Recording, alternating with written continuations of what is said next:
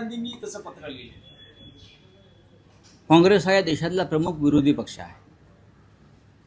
काँग्रेसने अनेक वर्ष या देशावर राज्य केलेलं आहे. आंतरराष्ट्रीय राजकारणामध्ये अजूनही काँग्रेसला तितकंच महत्त्व आहे. कदाचित ते नरेंद्र मोदींपेक्षा जास्त असेल.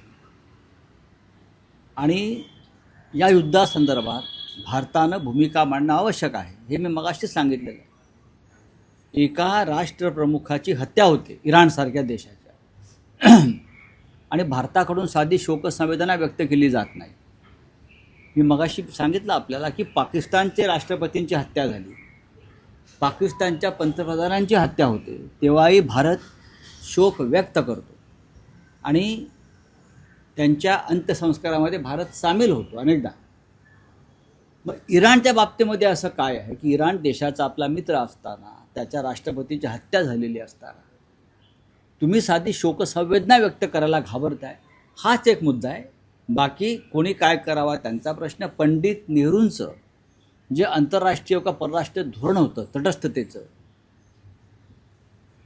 ते मातीमोल झालेलं आहे.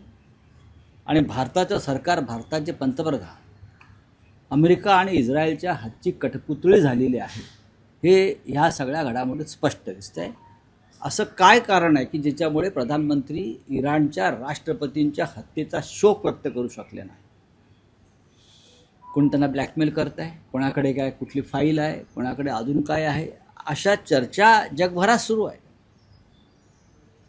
नपेक्षा देशामध्ये अनेक जगामध्ये अनेक शत्रू राष्ट्रांच्या संदर्भामध्ये आम्ही शोक व्यक्त केलेला आहे जगभरात. पाकिस्तान असेल किंवा अन्य असतील, चीन असेल, तिकडल्या जेव्हा त्यांच्या नेत्यांचा मृत्यू झाला तेव्हाही आम्ही शोक व्यक्त केलेला आहे. ही एक परंपरा आहे, हा एक शिष्टाचार.